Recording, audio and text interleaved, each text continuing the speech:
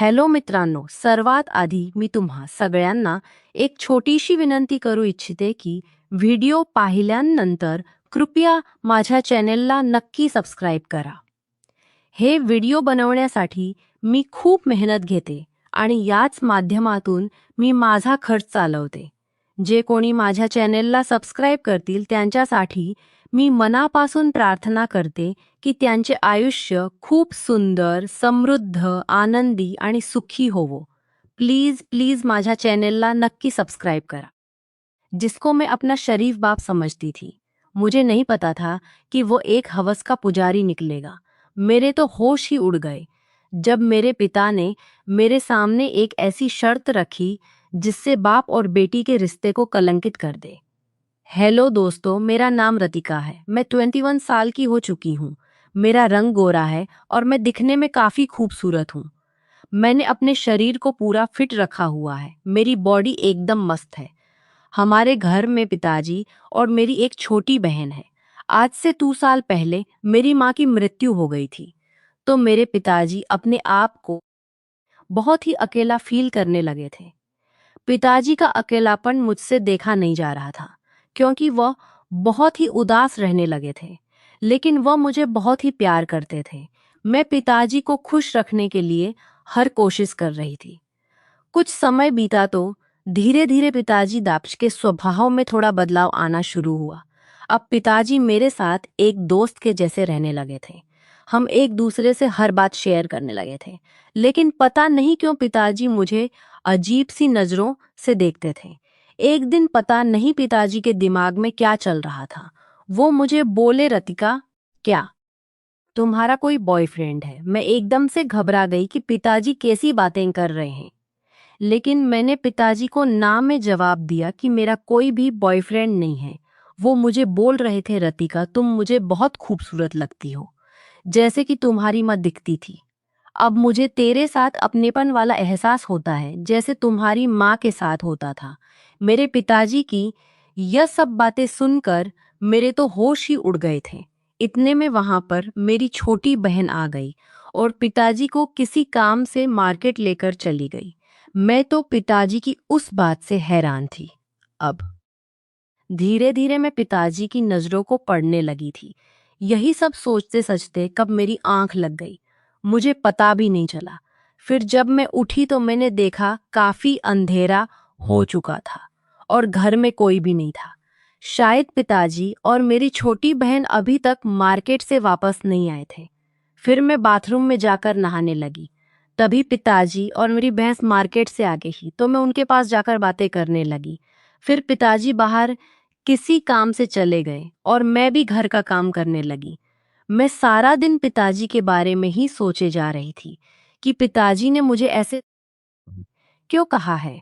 फिर तभी मेरी एक सहेली मेरे पास आई और बोली, अरे रतिका, तुम क्या सोच रही हो? इस पर मैं बोली, नहीं कविता, मैं तो कुछ भी नहीं सोच रही हूँ. फिर मैंने उससे पूछा कि कविता यार, कोई ऑनलाइन पैसे कमाने के बारे में बताओ कि कैसे पैसा कमाया जाए, क्योंकि मैं चाहती थी कि मैं खुद पैसा कमाऊं. अब तो मेरी पढ़ाई भी कंप्लीट होने वाली थी. कविता मुझे गुस्से से देखी और बोली, अरे चल यार, हमारे लिए पैसे कमाना आम बात है.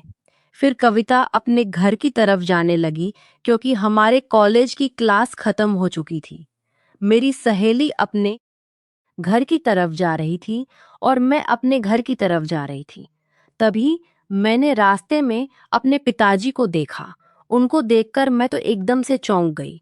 पिताजी अपने साथ किसी औरत को लेकर घूम रहे थे और उनको शॉपिंग करवा रहे थे. बाद मैंने उनको किसी होटल की तरफ जाते देखा.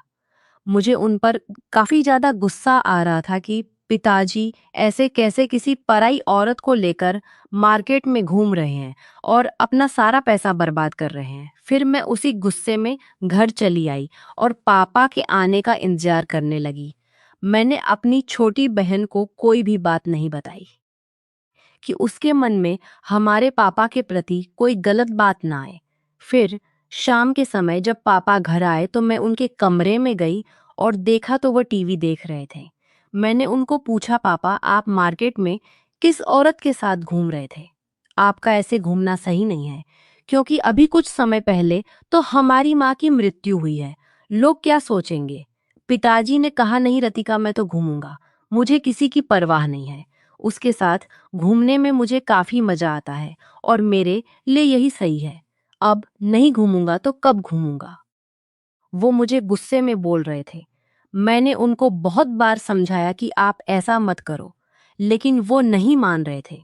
मेरे बहुत कोशिशों के बाद वो बोले, ठीक है, उसके साथ नहीं घूमूंगा, लेकिन मेरी भी एक शर्त है। अगर तुम पूरा करोगी तो मैं उसके साथ रहना भी छोड़ दूंगी। मैं बोली, हाँ बताएं क्या शर्त है आपकी? तो पिताजी तुरंत बोले, जैसे मेरे साथ वो घूमती है, आज से तुम मेरे साथ घूमोगी और मेरी जरूरतों को भी पूरा करोगी। मैंने उनको कहा, नहीं, ये नहीं हो सकता। मैं भला क्यों ऐसे आपके साथ घूमने लगी? तो इस पर पिताजी बोले, तो फिर ठीक है, मुझे मत समझाओ, मैं जो भी कर रहा हूँ तुम मुझे मत बोलो। फिर मैं बोली, चलो ठीक है, शाम को सोच कर बताती हूँ। इतना कहकर मैं उनके कमरे से अपने कमरे में चली आई और बैठकर सोचने लगी। अब मुझे पूरी तरह से समझ आ चुका था कि मेरे पिताजी क्या चाहते हैं। मेरे पिताजी की कही हुई बातों को सोच सच कर मेरी टेंशन बहुत ही ज़्यादा बढ़ गई थी। मैंने आज तक ये सब एक्सपेक्ट भी नहीं किया था कि मेरे पिताजी भी ऐसा कुछ करने की सोच सकते हैं। मुझे तो लगा था कि मेरे पिता बहुत ही शरीफ हैं और हमारी माँ की मृत्यु के बाद पिताजी अच्छे से हमारा ख्याल रखेंगे और हमारे बुरे वक्त में हमारा सहारा बनेंगे। लेकिन वे तो अभी से गलत काम करने लगे थे। यह सब बातें सुनने के बाद मुझे एहसास हो गया था कि मेरे पिताजी खुद के साथ साथ हमारी भी जिंदगी खराब करने वाले हैं। यह सारी बातें सोचकर मेरे दिल की धड़कन इतनी बढ़ चुकी थी कि अगर कोई सामने रहे तो उससे आसानी से सुनाई दे जाए। फिर मुझे कुछ दिन पहले की बात भी याद आ गई कि पिताजी मुझे कैसे देख रहे थे। मैं उनको पूरी तरह से समझ गई थी कि वे क्या करना चाहते हैं। मेरे पास तो बहुत बड़ी समस्या थी कि अब मैं क्या करूं। अगर मैं हाँ नहीं बोलूंगी तो वो उस औरत के चक्कर में बर्बाद हो जाएंगे और हमारी जिंदगी भी खराब होगी। मैं पिताजी को यह भी नहीं बोल सकती थी कि वो मेरे साथ पति पत्नी के जैसे रहे, क्योंकि दुनिया की नज़रों में वह मेरे पिता है। फिर मेरे दिमाग में अचानक ख्याल आया कि शायद यह बात घर में ही रहेगी, इससे मेरी छोटी बहन की जिंदगी भी बची रहेगी और मेरा पिता भी सुधर जाएगा। यही सब सोचते सोचते मैं सो गई। फिर जब मैं सुबह उठी तो पिताजी के कमरे में चली गई। शुरू में तो मैंने पिताजी को बहुत समझाया, लेकिन वो मेरी एक भी बात सुनने को राजी नहीं थे। फिर मैंने उनसे कहा, ठीक है पापा, मुझे आपकी शर्त मंजूर है, लेकिन चलो पहले हम शॉपिंग करेंगे। फिर मैंने पिताजी को कहा कि यह बात बाहर किसी को पता नहीं लगनी चाहिए और आप भी किसी के साथ आज के बाद दिखाई मत देना। वह बोले, ठीक है रतिका, आज के बाद तुम जैसा कहोगी मैं वैसा ही करूंगा। पिताजी की बातें सुनने के बाद मैं उनके पास गई, जिसके साथ मेरे पिताजी इधर उधर घूमते थे, और उन्हें अच्छे से समझा कर आई। फिर घर आकर मैं अपनी छोटी बहन के पास चली गई और नाश्ता बनाने लगी, क्योंकि आज रविवार था तो हमें कहीं नहीं जाना था।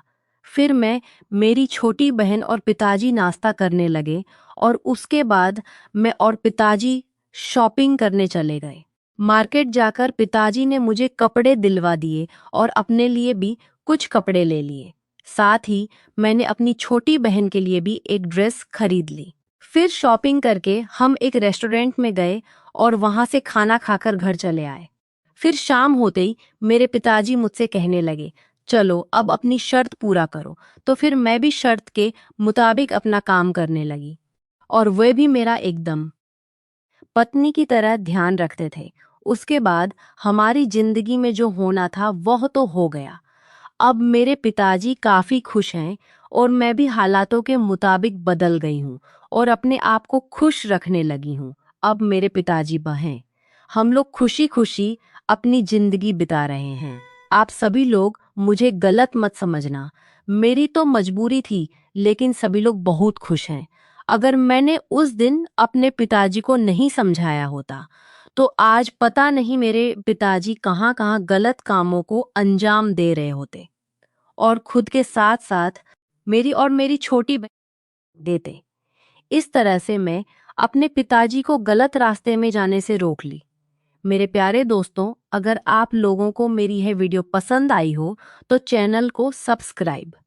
दोस्तों, अगर यह वीडियो आपको अच्छी लगी तो प्लीज़ चैनल को सब्सक्राइब करना और बेल आइकन को जरूर प्रेस करना, ताकि ऐसी लेटेस्ट वीडियो और रोमांटिक वीडियो आपके लिए लाता रहूं। क्योंकि दोस्तों, यह वीडियो आपको भावुक कर सकती हैं, आपको उत्साह कर सकती हैं, आपको रोमांटिक कर सकती हैं। तो दोस्तों, इस वीडियो को लाइक करो, शेयर करो और दोस्तों को जरूर भेजो। छिनार दोस्तों को नेक्स्ट वीडियो मिलता हूँ।